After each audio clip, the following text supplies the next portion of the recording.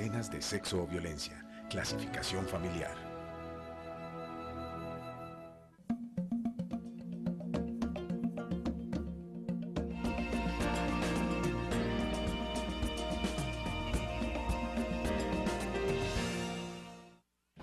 En 1987 y 1988 ocurrieron sucesivamente varias masacres en el Magdalena Medio. Y el 18 de enero de 1989, una comisión judicial que había salido de aquí, de Palo Quemado, a investigar los crímenes, fue asaltada y asesinada en el corregimiento La Rochela, en Simacota, Magdalena Medio santanderiano. Después algunos asesinos fueron capturados, entre ellos alias Vladimir, quien denunció la complicidad de narcotraficantes, políticos y de algunos generales de la República que todavía no han sido juzgados. 25 años después, los familiares de las víctimas han sido amenazados. Con toda esta información, nosotros elaboramos este Expediente Gacha. Bienvenidos.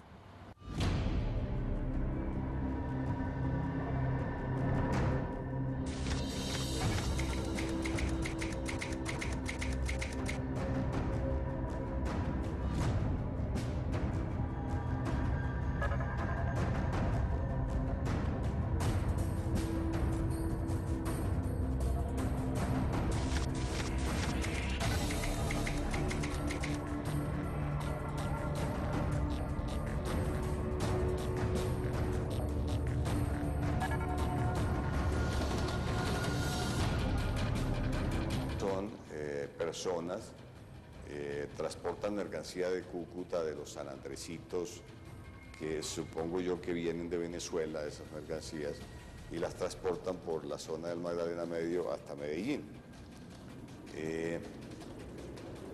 Como en esa zona se comienza a implementar el paramilitarismo, comienzan a cobrarles una extorsión o un impuesto que llaman ellos a todos los comerciantes. Como estas personas se negaron a pagar los impuestos, ellos deducen que estas personas trabajaban con la guerrilla y que le daban impuestos era la guerrilla. Y por esa razón se diseñó un operativo de carácter militar para capturarlos y efectivamente en coordinación con la Quinta Brigada de Bucaramanga los capturan, los llevan al río, creo que es Ermitaño. Allí participan los señores de Adegán y el grupo criminal de Puerto Boyacá, en cabeza de Henry Pérez y otras personas.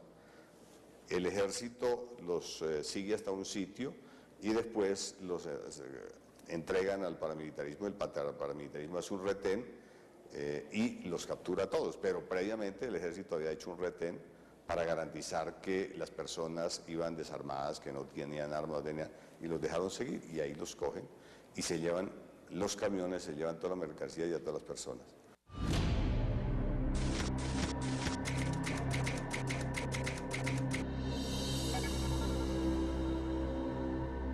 A todas estas personas las asesinan, es decir, son, dicen ellos, picados y arrojados al río Magdalena, pues para que no, al río Ermitaño, que desemboca o confluye en el río Magdalena para que no aparezcan los restos de los cuerpos.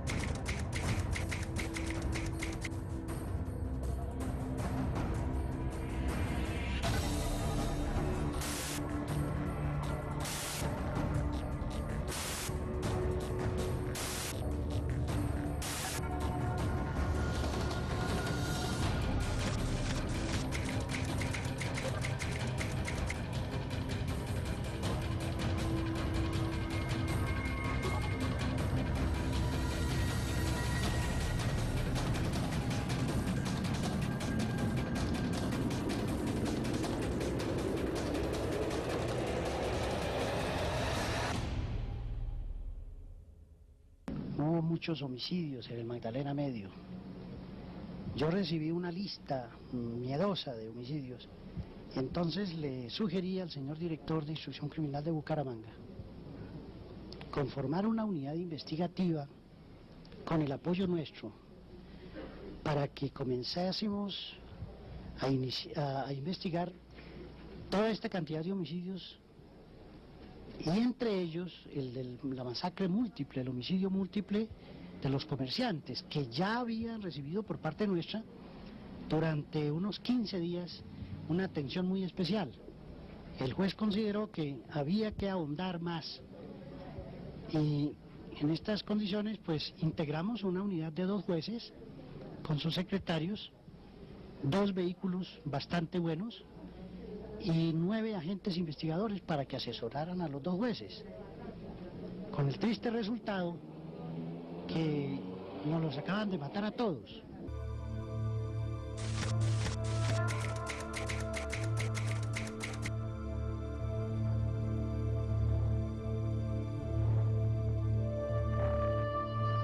El 18 de enero de 1989, una comisión judicial estaba conformada por 15 funcionarios, 2 jueces de instrucción criminal, 2 secretarios de juzgado y el resto eran investigadores del cuerpo técnico investigativo de la Fiscalía y su propósito era investigar una serie de crímenes que se venían cometiendo en la zona.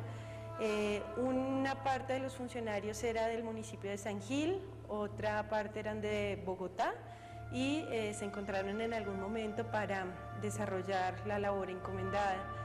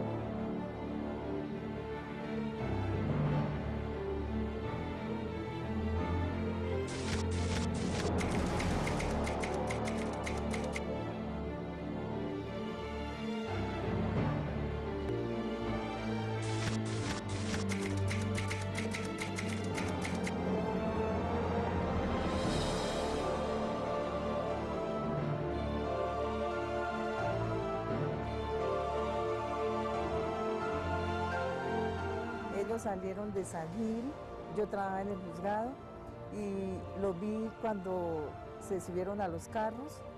Yo estaba en la ventana porque yo trabajaba ahí en instrucción criminal. Antes de salir, yo lo vi llorando detrás de una puerta con la doctora Mariela. Estaban muy preocupados. Yo no sabía que días antes él había hablado con mi familia y le había dicho que esa comisión era muy peligrosa, que le confiaba a mis hijos y a mí. Le dijo a mi papá, le dijo a mis hermanos.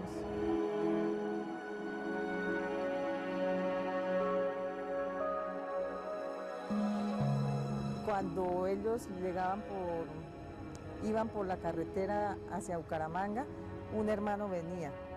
Y entonces me dijo, ¿cómo? Allá está Pablo varado en los carros, están varados ahí en Pescadero. ¿Por qué se fueron en esos carros tan viejos? Yo le dije, pues fueron los únicos carros que les pusieron a disposición.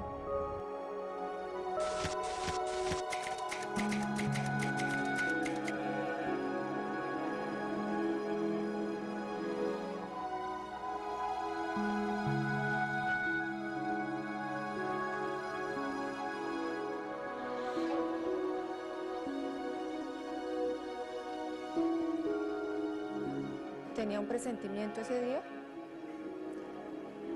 y no quería despedirme de él.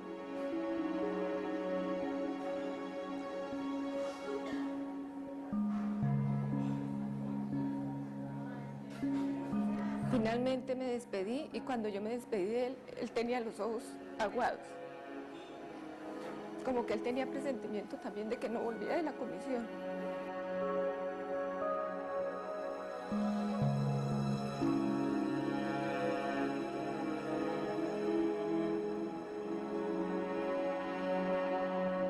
Iban a investigar una masacre de comerciantes que hicieron los paramilitares. Entonces tenían que desplazarse hacia Barranca y creo que tenían algunos testigos en un corregimiento de La Rochela, que es de Barranca. Entonces él tenía el presentimiento de que algo les iba a ocurrir. Ya volvemos con Hagamos Memoria. Canal Capital.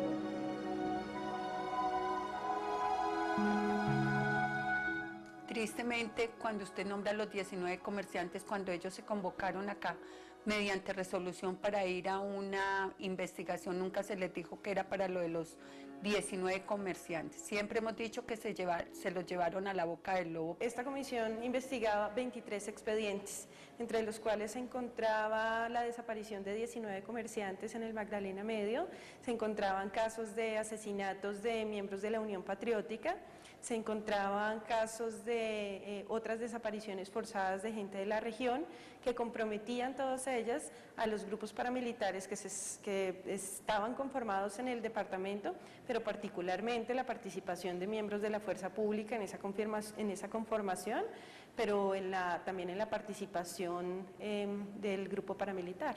Él me llamó en la noche, quería hablar con mis hijos, pero ellos estaban en el parque.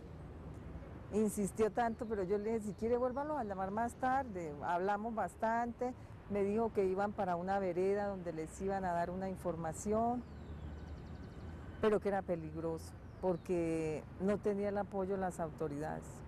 Solo me dijo que habían grupos al margen de la ley, pero que eran peligrosos. Que en todo caso él iba a ir porque le iban a suministrar mucha información. Nos despedimos y ahí fue cuando lo noté más triste. Eso fue lo último que hablamos con él.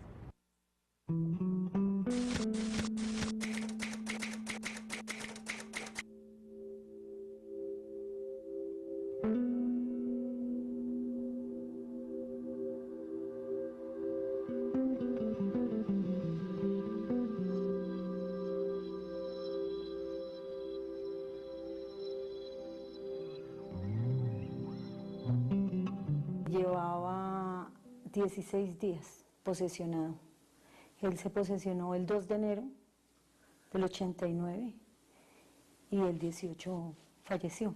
Yo trabajaba en el DAS antes de ingresar a la Dirección Nacional de Instrucción Criminal.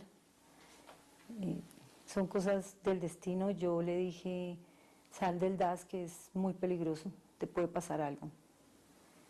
Y él dijo, sí, voy a buscar otra opción. Se presentó a la Dirección Nacional de Instrucción Criminal, era único hijo, vivía con su mamá cuando estaba soltero. Tuvimos una hija que al momento de fallecer él, mi hija tenía 13 meses y le gustaba muchísimo la música andina, hacía quenas, él mismo les sacaba la música, el sonido, las zampoñas, era una cosa increíble.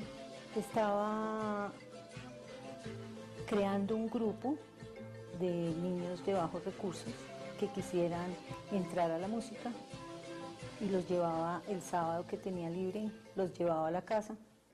Es inexplicable todavía judicialmente, no se ha podido determinar por qué razón los funcionarios de Bucaramanga y de Barrancabermeja no participan en esta comisión y se tiene que sacar personas de una jurisdicción lejana, en este caso San Gil. La explicación más cercana es que no hay vía carreteable para subir al páramo y descender por esa vía y por esa razón tienen que dar la vuelta. Lo llevaron a la boca del lobo porque es que ellos nunca les notificaron acá mediante resolución que iban a una comisión a Barranca y a la zona del Magdalena Medio. Acá se les notificó una resolución que iban para San Gil. O sea, los llevaron de gancho ciego a matar, a que los mataran. Él tenía algo, él tenía cierto temor porque él se paraba en la puerta de la casa donde vivíamos y decía, yo siento algo, un temor que algo nos va a pasar, no sé, pero ante todo yo le decía, papá, pero entonces no vaya a esa comisión. Decía, no, ante todo el deber, hay que cumplir con el deber. Eso nos decía y tenía cierto temor y cierto presentimiento. Ellos murieron el miércoles, el lunes antes, él me había llamado y me había dicho, niña, nos traicionaron, nos van a matar. ¿Cómo así que nos van a matar? Entonces, ¿por qué no te vienes? No, porque si yo me voy es desertar. Como estaba tan nuevo en el trabajo, eso yo no entendía, decía, eso no tiene razón de ser. Si uno sabe que le va a pasar algo, pues no deja que pase. Si no, tenemos que cumplir la comisión, era una persona absolutamente estricta con su trabajo. El lunes hacia las 10 de la mañana me dijo que se iban a tomar unas declaraciones, que el martes también tomarían declaraciones y el miércoles se iban para una vereda. Y después de esa vereda el jueves retornaban. O sea, se suponía que el 19 de enero retornaban acá a Bogotá. ¿Qué sucede el miércoles 18 de enero? Como hacia las 4 de la tarde recibo una llamada de un compañero de él que se llama Fernando Reyes y yo le pregunté, nos saludamos y le dije que él sí me decía, me confirmaba cuándo iba a llegar Luisito de la comisión, me contestó, no va a llegar, lo mataron.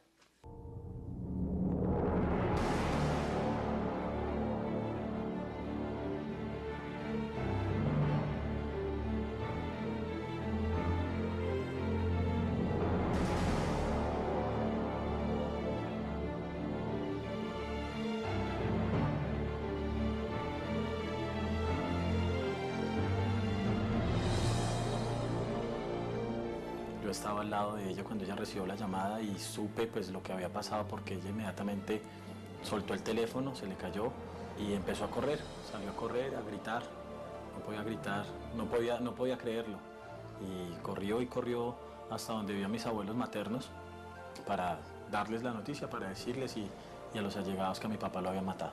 En la masacre se presentan 12 muertos y 3 personas quedan heridas. Los muertos, todos tienen múltiples heridas, porque la orden que habían dado era no dejar vivos y no negarles proveedor. Es decir, cada criminal de estos tenía un fusil y la orden era descargarles un proveedor, pues no sé, de 25 o 50 proyectiles.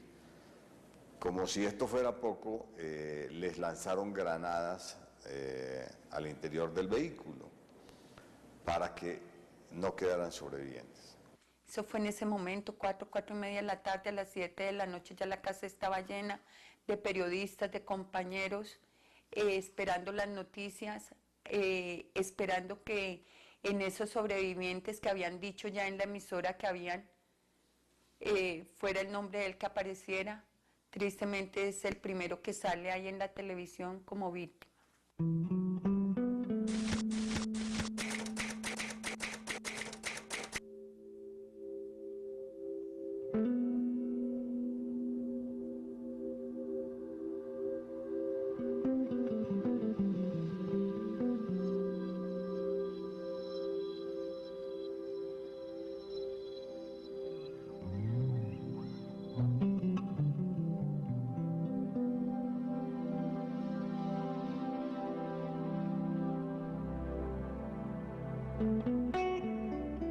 Era la única mujer que conformaba la comisión judicial.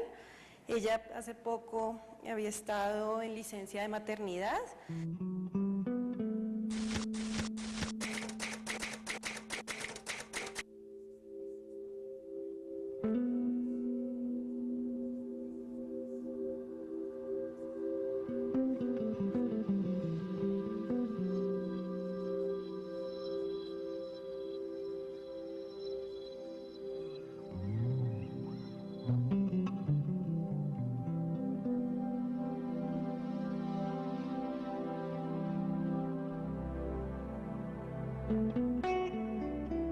Arnulfo Mejía Duarte, que era uno de los conductores.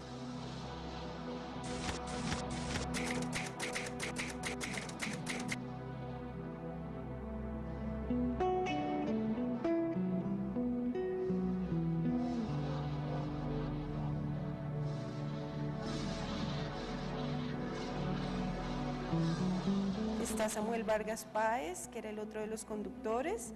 El resto eran investigadores. Como lo decía, algunos de ellos venían de San Gil, los otros de Bogotá. Nunca nos informó, nunca llegó a decirle a la familia, o por lo menos yo no me enteré de que él estuviera amenazado, pero sí cuando se fue a esa comisión se despidió como nunca lo había hecho.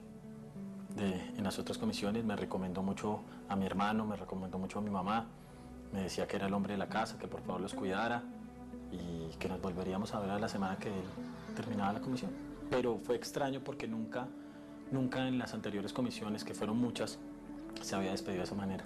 Me entero de la masacre en un taxi. El taxista me habla de una masacre cuando yo le digo que paremos a comprar el periódico, que quiero hacer el crucigrama. Entonces me dice: señora, ¿usted piensa hacer un crucigrama sabiendo todo lo que está pasando en este país? Y yo dije: ¿qué está pasando en este país? Yo había estado todo el día en una oficina donde no escuchábamos noticias. Me dijo: mataron una comisión. ¿Y una comisión? ¿Y de dónde? Yo: no, en Barranca los mataron, una comisión que salió de Bogotá. Cuando él me hace esa aseveración, inmediatamente se me viene a la cabeza y dije: mataron a Yura.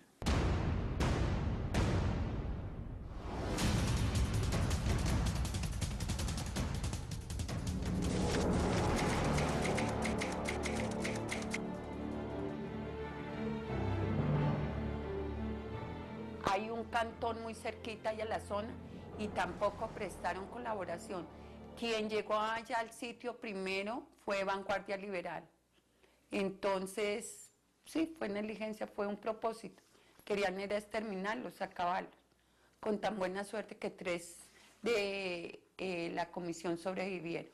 Yo me tiré al piso del carro. Seguramente los cuerpos de los otros compañeros cayeron encima.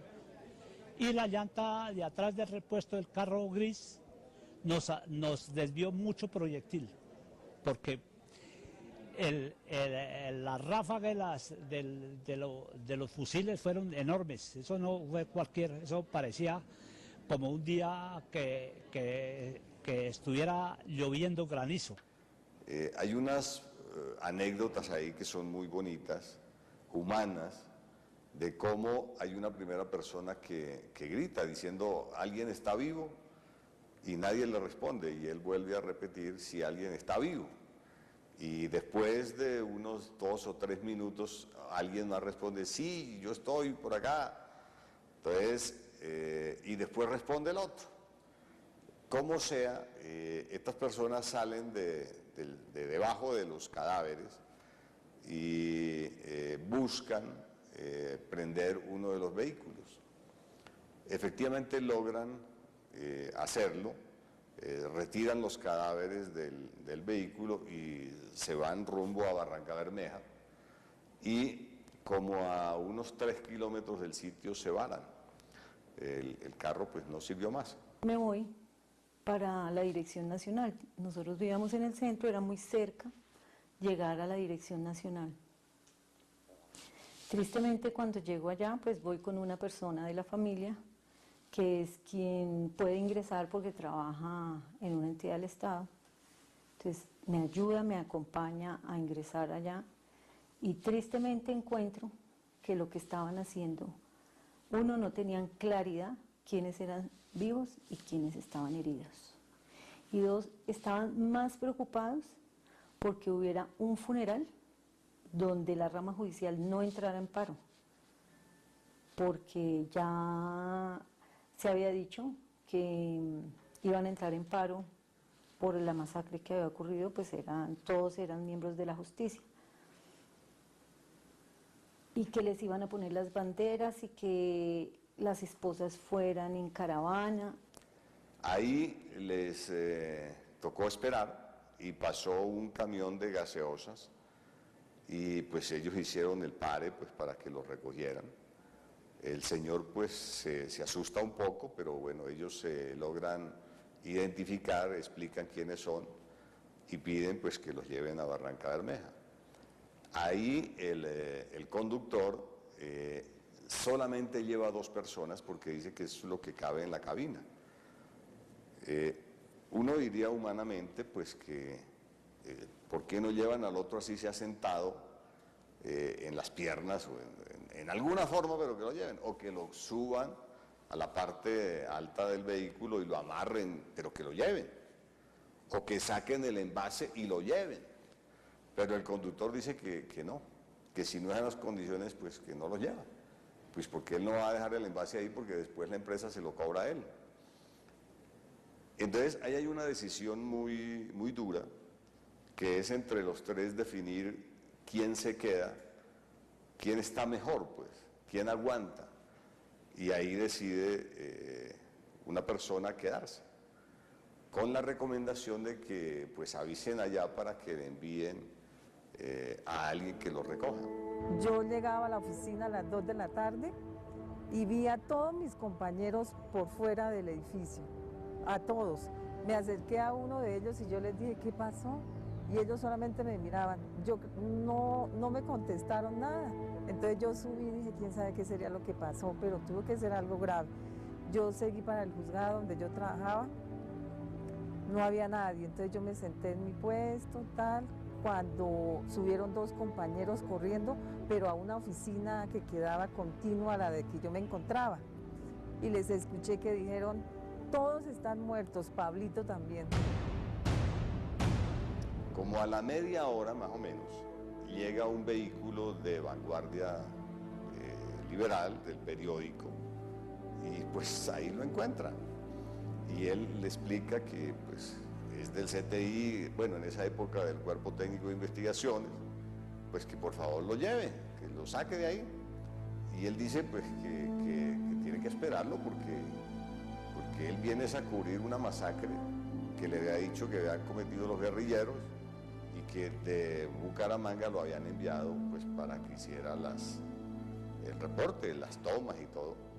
Y efectivamente el reportero pues hace la toma allá en La Rochela, que son las fotos que se conocen de los vehículos con las consignas alusivas a los paramilitares, que fue una de las formas de adjudicarle eso a la guerrilla, y después regresa efectivamente y lo recoge y lo lleva a la clínica en Barranca Bermeja.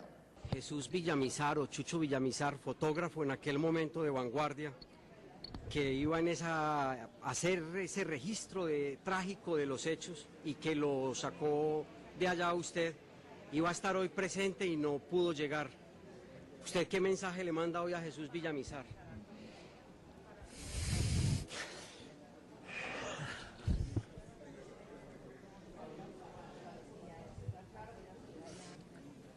Primero que todo, al señor Villamizar, le voy a mandar en nombre mío y de mi familia mis más sentidos agradecimientos por haberme salvado la vida. Ellos se van a la clínica, ahí los atienden, le hacen las primeras curaciones. Como son muy graves las heridas, entonces tienen que trasladarlos a Bogotá. Ahí comienzan a darles medidas de protección especiales porque se enteran públicamente que hay sobrevivientes de estos hechos y hay órdenes para que los eliminen. El Estado colombiano no es capaz de darles protección aquí en Colombia y tienen que trasladarlos al exterior. Estas personas viajan a Estados Unidos y a Canadá. Afortunadamente sobrevivieron y fueron los principales testigos. De otra manera, las investigaciones se hubieran adelantado contra las FARC, que era la intención del grupo paramilitar. Ya volvemos.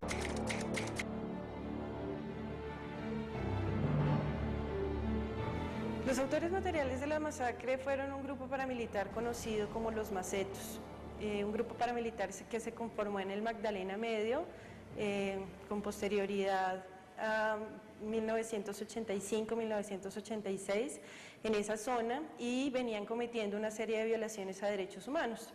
El grupo que cometió la masacre estaba comandado por Jesús Alonso Vaquero, alias Vladimir, posteriormente condenado por la justicia colombiana por estos hechos. Estos hechos se logran aclarar por las declaraciones del inspector de policía de Campo Capote y de Puerto Parra, quienes ahí pues declaran de cómo los paramilitares convivían con los militares, con el puesto ahí del teniente Andrade, y cómo cuando la comisión judicial llega, ellos informan efectivamente que habían llegado personas extrañas preguntando por testigos y que iban a hacer unas diligencias, y esto dio lugar a que prepararan toda la masacre.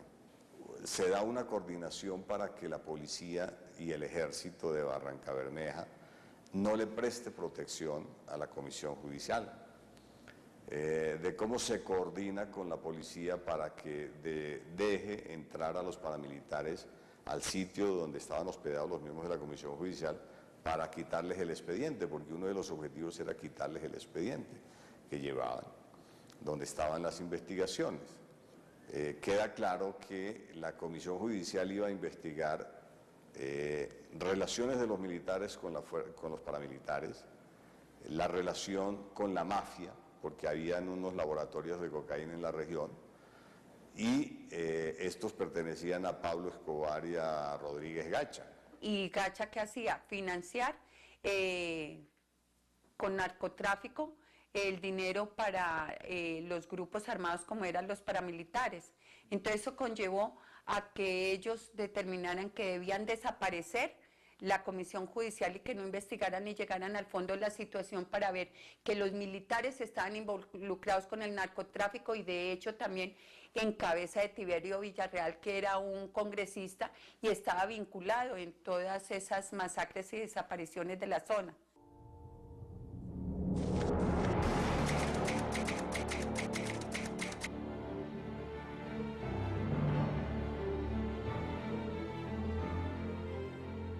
Esa captura se dio porque los sobrevivientes, en una entrevista que tuvieron de un caso que ellos llevaban, lo vieron en televisión.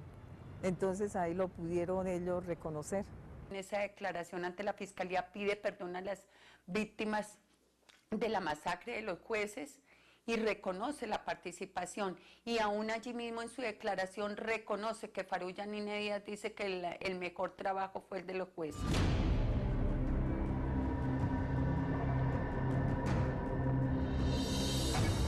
Se refería a la masacre de La Rochela en ese momento.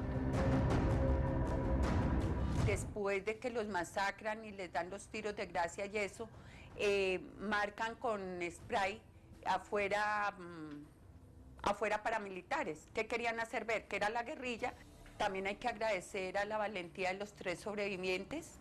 En reconocimiento en fila, cada uno de ellos hace ver cuál es Vladimir. En el brazo, si no estoy mal, izquierdo, él tenía un tatuaje.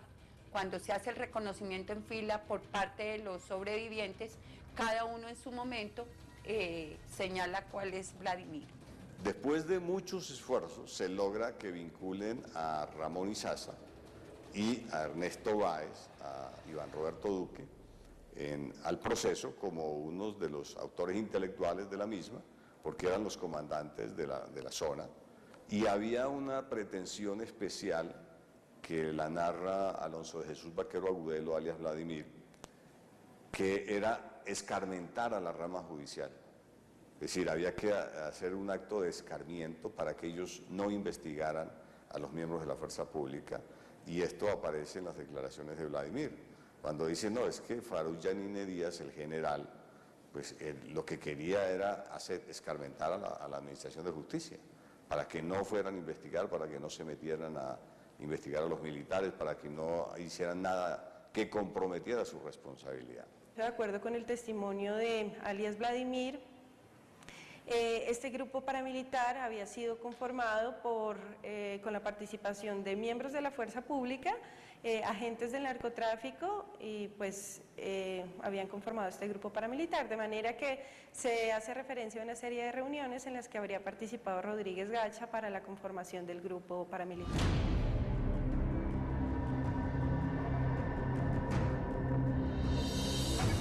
Se logra identificar a muchísimos miembros del grupo paramilitar, que eran alrededor de 40. Se logran establecer varios de los nombres de quienes allí participaron, pero los funcionarios que empezaron a investigar la masacre de La Rochela fueron amenazados. De allí que el proceso tuvo que ser trasladado al departamento de Nariño. Por eso es finalmente, un año después de cometida la masacre, 2 años después, que se profiere una sentencia por un tribunal de Pasto. Después de 1990, habiéndose producido la primera condena contra Jesús Alonso Vaquero, la justicia no ha proferido ninguna otra condena, ningún otro miembro de la fuerza pública o alto mando ha sido investigado, llevado a juicio. Entonces, después de 1990, la situación de este caso es de total y absoluta impunidad. Lo que se conoce en el proceso por las mismas declaraciones de Vladimir es que los laboratorios de esa zona eran de ellos y que ellos aportaron unos dineros para la policía y el ejército para que la masacre se hiciera. Efectivamente, pues por esa razón no se dio la protección a la comisión judicial. Antes, por el contrario, se obstruyó toda la investigación. Adicionalmente, estos señores después son, conjuntamente con Ardegan, quienes aportan los dineros para que se hagan las escuelas del paramilitarismo en el Magdalena Medio, de Yair Klein y de Caraca y de Yekis. Es decir, los ingleses, los alemanes y los israelitas que vinieron a entrenar este grupo de criminales, que entraron aquí por el aeropuerto, acompañados por el Ministerio de la Defensa, y hacen un curso acompañados del batallón.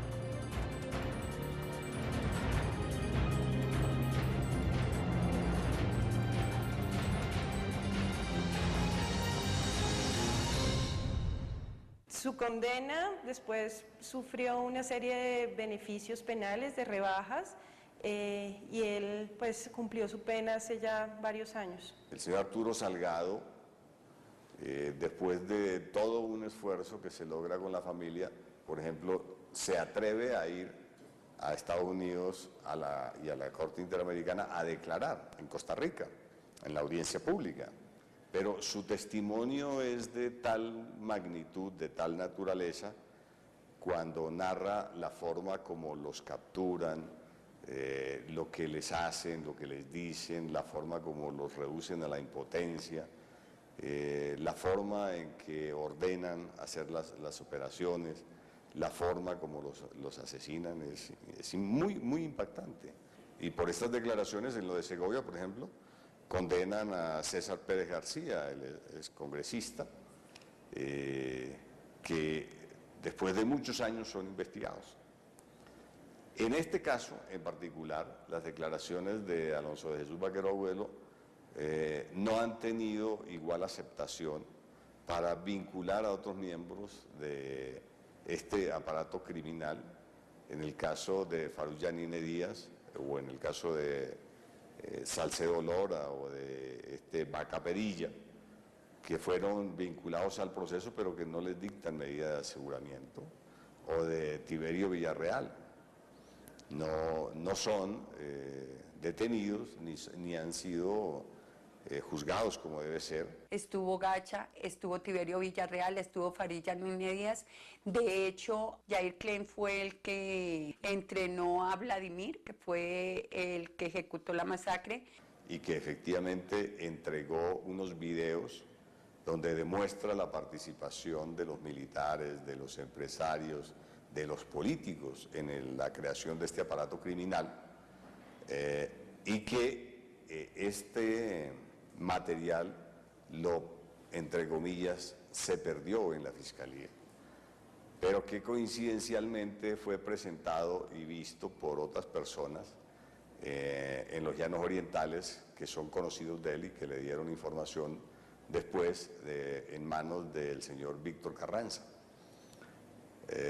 a quien él comprometió pues, por haber participado también en crímenes en la región del Magdalena Medio.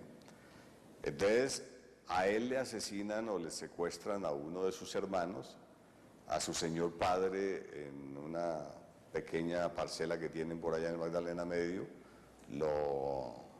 pues llegaron, lo amenazaron y lo intimidaron, y dice que no le dieron protección a su compañera y a sus 3 hijas, y que en esas condiciones pues que él no confía ni en la Fiscalía ni en la Corte en general, en la Administración de Justicia, a donde dio sus declaraciones y que sirvieron para condenar a algunas personas o a otros paramilitares y para su propia condena, pero que cuando no le dan protección, pues que en esas condiciones él no sigue colaborando. Los intelectuales siempre estuvieron ahí. No sé por qué motivo la Fiscalía nunca los vinculó, sabiendo que estuvo muy presente el testimonio de Vladimir. Nunca tuvo esa investigación. Sé que en estos 25 años no se le hizo nada. Y esa es la tristeza que tengo, porque yo trabajo en la Fiscalía y con las pruebas que tenía se había podido hacer muchas cosas. Pero esos hechos quedaron impunes. Ya volvemos con Hagamos Memoria.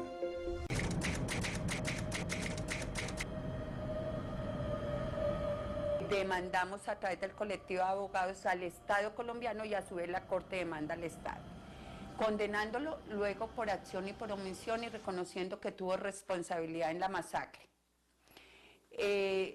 Dentro del fallo ordena reabrir el proceso y da otras recomendaciones, de lo cual en este momento, lo que le digo, vincularon otros 2 generales, pero de ahí no ha pasado nada más, que hemos visto negación de justicia.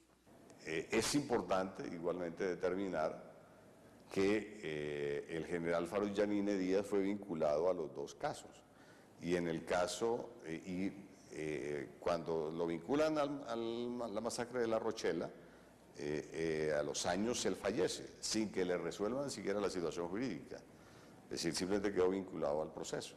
En el caso de 19 comerciantes fue absuelto, y la Sala Penal de la Corte revoca o anula mejor ese fallo en un recurso extraordinario de revisión, diciendo pues que las pruebas que habían eran suficientemente contundentes, demostrativas de los hechos, y que el fallo que se había dictado es contrario a la realidad procesal o simplemente era un prevaricato, y que por eso se anulaba y se debería continuar la investigación, y declara estos crímenes como de lesa humanidad, lo cual implica que son de carácter imprescriptible y que tienen jurisdicción universal, que no pueden ser beneficiados con indultos o amnistías o cualquier forma que implique dejar en la impunidad el delito.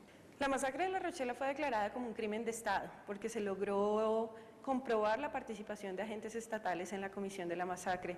Tal vez es de los primeros casos a nivel internacional en donde una corte, un tribunal internacional, señala que miembros de grupos paramilitares no actuaban como agentes privados, sino como miembros de la fuerza pública.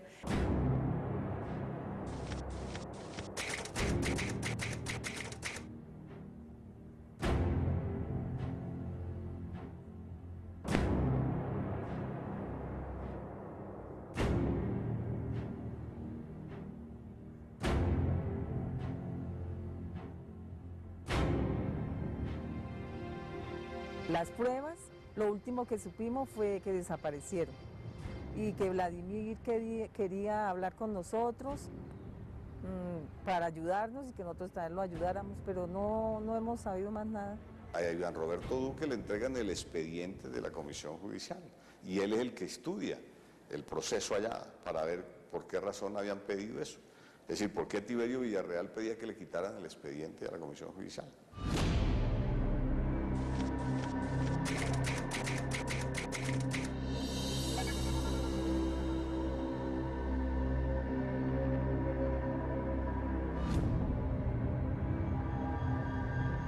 íbamos a dirigirnos del colectivo de abogados caminando hasta Cancillería, al Ministerio de Relaciones.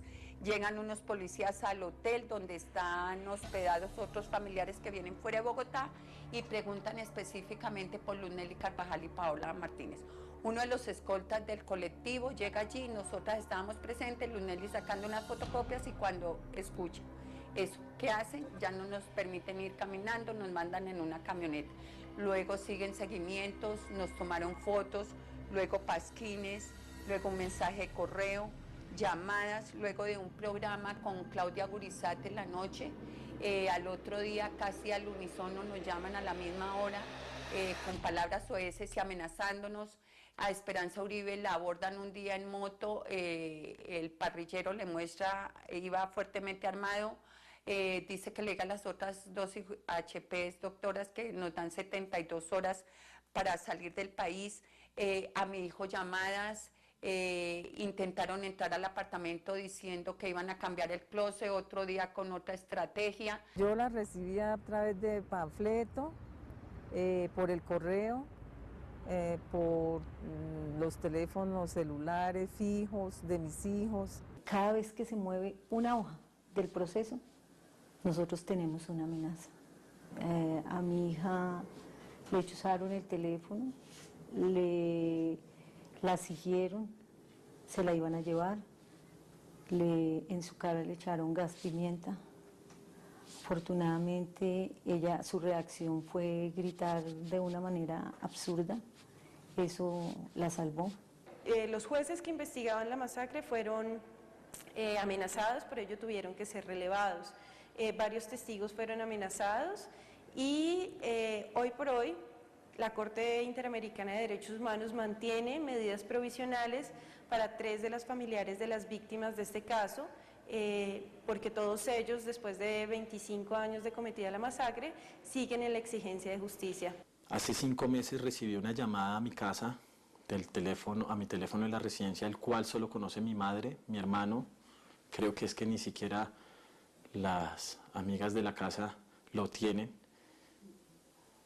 donde se me decía que me llamaban de una grabación en la cual me decían que Cementerios La Inmaculada me estaba llamando y que ya estaban listas las bóvedas familiares, que podía pasar por las escrituras a tal dirección. En la calle 170, debajo del puente de la 170 con autopista, en la vía que conduce de norte a sur, iba un día en mi carro hacia las 7 casi de la noche, 6:30 de la tarde, y una moto de tránsito me paró. Me orillé, llegó la moto de tránsito, se acercó el agente, me pidió mis papeles y me dijo: ¿usted está en pico y placa, señor? Y dije: claro, señor agente. Le presté el permiso para fiscales para poder transitar en pico y placa. El agente se retiró como 5 o 6 metros con mis documentos, los verificó, cuando volvió me los tiró en la cara y me dijo: hijo de puta, ya tenemos toda su información. Los abogados anteriores que estuvieron al frente del proceso, el caso de Miguel Puerto, el caso de Guillermo Pérez, ellos fueron amenazados.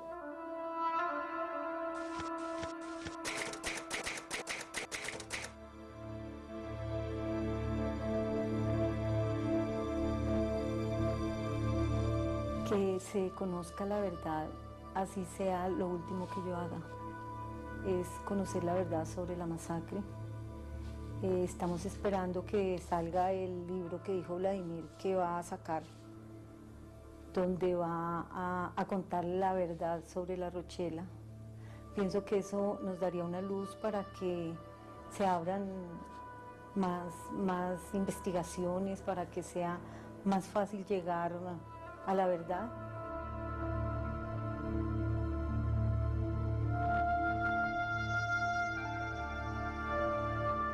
Que no se siga dando negación de justicia, que se reconozca que esta lucha es para que no se sigan pasando masacres de esta magnitud.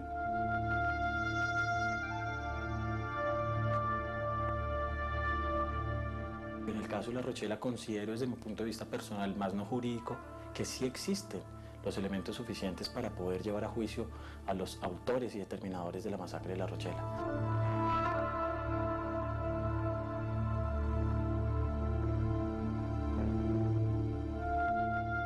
Después de 25 años y ya varios años de emitida la sentencia, el único punto que se ha cumplido es el de indemnizaciones, que las víctimas las han recibido, pero su lucha todos estos años ha sido por justicia y es la principal deuda que tiene el Estado con ellas.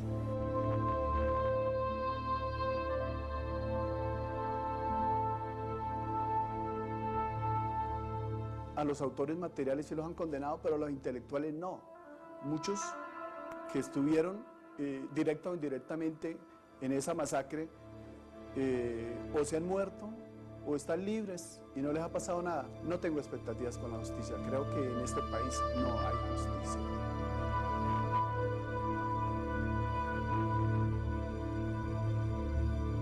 Yo siento impunidad, siento que se dejaron pasar muchas cosas que la justicia pudo recuperar en su momento, se dejaron pasar y ya, pues a estas alturas, cuando una investigación desde el principio no se ha manejado bien el desarrollo de la investigación, se ha, pienso yo que detenido en algunos momentos, que no se ha recuperado la información y las pruebas pertinentes para hacer lo que tenían que hacer, pues a estas alturas ha pasado mucho tiempo. No sé qué pueda pasar, pero pues nosotros las víctimas indirectas pedimos que así sea tarde, pero que se vea que se haga algo.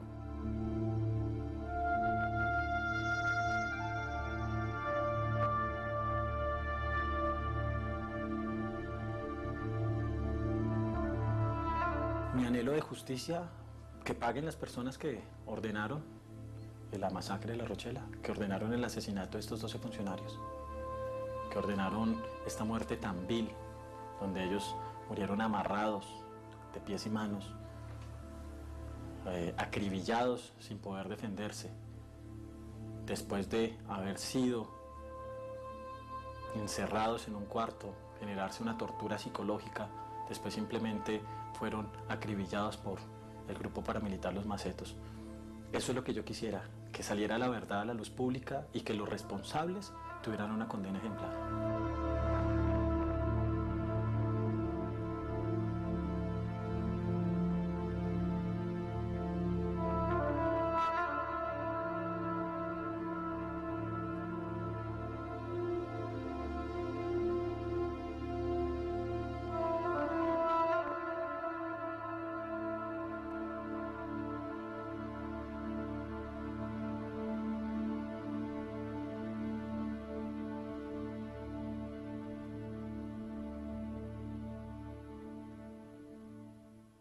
El siguiente